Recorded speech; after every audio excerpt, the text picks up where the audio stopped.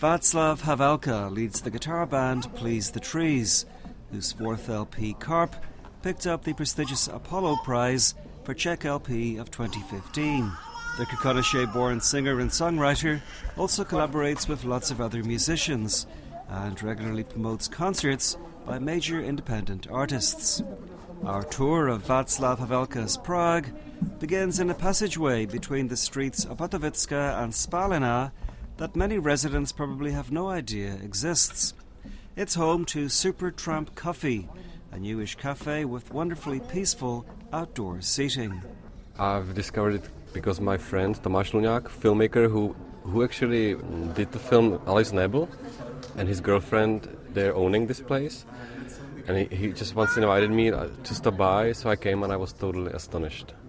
What's so astonishing about it? The atmosphere. It's like a yard, and like all these old buildings. It apparently it has a history, and once I got here, like everybody started to talk about this pathway, which I've never went through, which is apparently here since ever. So it has some sort of tradition and spirit. I don't know if what's been here before. I think there was maybe a printing works or something here in the building. Yeah, maybe.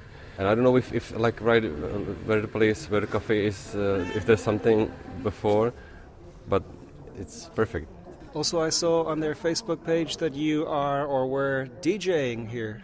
Another thing is that there's no Wi-Fi, and they have a record player, and they let people play out of their collection, the collection is nice because Tomáš has a great taste of music, and there's like a mixture of new stuff and old stuff, and we since we know each other, we always were talking about music, so this feels just like I feel very, very good here. And he just started this thing where twice a month or something they make a Sunday afternoon where they invite people to play out of their 7-inch collection, because I just realized last year when I was invited to Radio 1 to DJ, there's no time to play 7 inches, just like, play a song and play another. So I did that at Radio 1, and then this idea came, so it's super fun. Also, I think it's the only Prague cafe I've heard of where they have DJs. Maybe.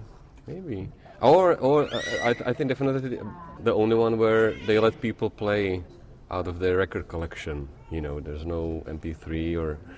There's something about the quietness and something about the, out of this all hassle of the civilization and information smoke. What other cafes do you like in Prague? The thing with me is like I like coffee, but I'm not, if I can't get a good one, I don't just get any coffee, and I don't drink like 4 or 3 a day. I'm actually quite a lot into tea too, so I choose places for what's their coffee. Apart from this, there's another place, and I Need Coffee, which is also run by Tomáš and his girlfriend. And there's this Emma Espresso bar near Arca Theatre. I quite like the Mama Coffee chain. What about bars? You're always out and about. I always see you at gigs and here and there. Yeah, that's another thing. Like I've never went out to bars like drink with friends. It's always like going to see a gig, or it's just for whatever the place is doing. And lately I started to go like to gigs which are taking place at not club design places like nádražky, like train, old bars, which is awesome, like galleries and stuff. So I don't know to name few. I mean, of course, I'm super connected to like Strahov 007. That feels like a home scene to me. I'm happy that at the moment there's I wouldn't say too many, but quite a lot of places where things are happening. So it's always refreshing going somewhere for first time and getting into a place I haven't been before. So. From Super Tramp Coffee, Václav Havelka takes me to a place called Recommando Poli Piet. It's a combined alternative music and bookstore on Trojanova Street, not far from Palackého náměstí. As the musician tells me, the sprawling, packed emporium also serves as a kind of community centre. This is the spot where the friends hang, who love music and buying records, and it's a mix of a record shop and a second-hand bookstore. Also, like they have new books and stuff.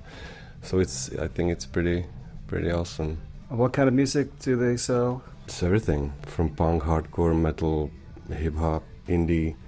And as part of the second-hand bookstore, there's also like second-hand record shop too.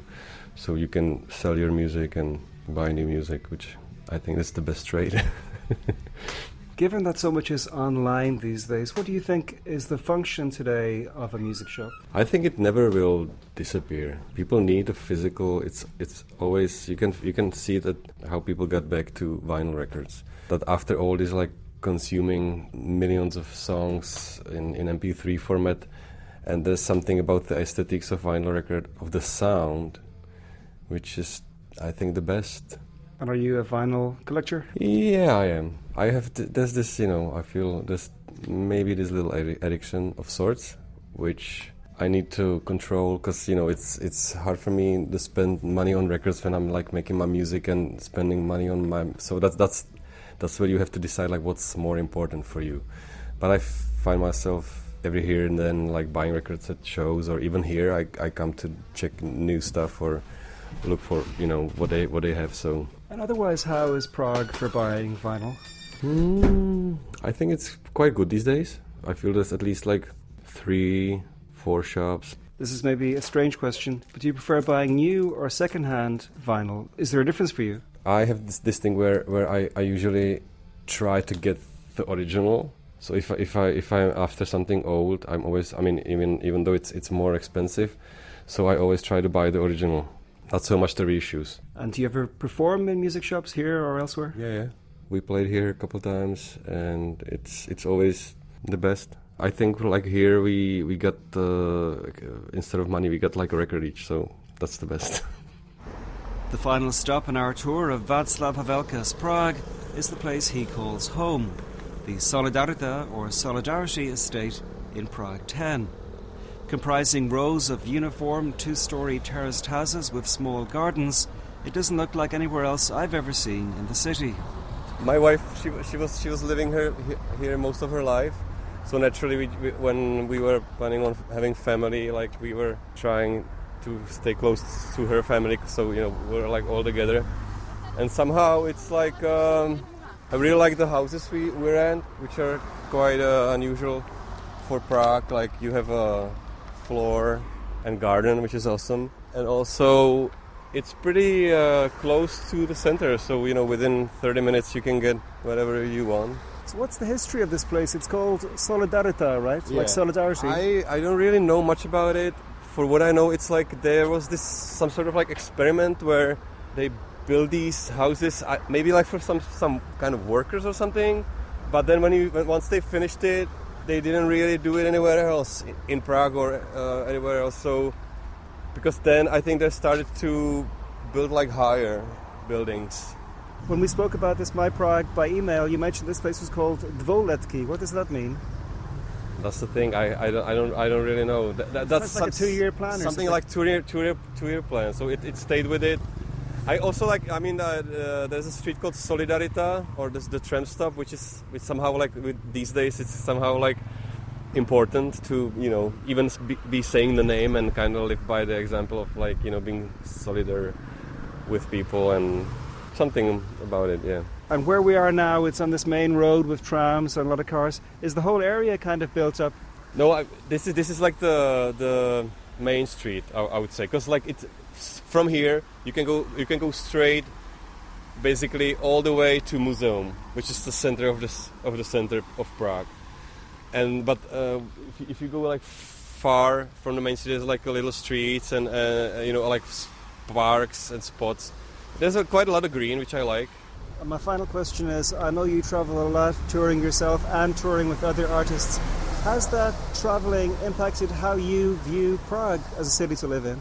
I just feel like it's pretty comfortable. It's pretty safe. That's what you realize once you travel places. But I'm not the type of like I could live anywhere. I'm not like somehow like connected, or I don't feel any chains here. And I really like going away because it's always refreshing, and I feel myself like I'm always on the road somewhere, which somehow I always wanted that. So I'm happy that I'm able, like with something I do, meet people and go to different places.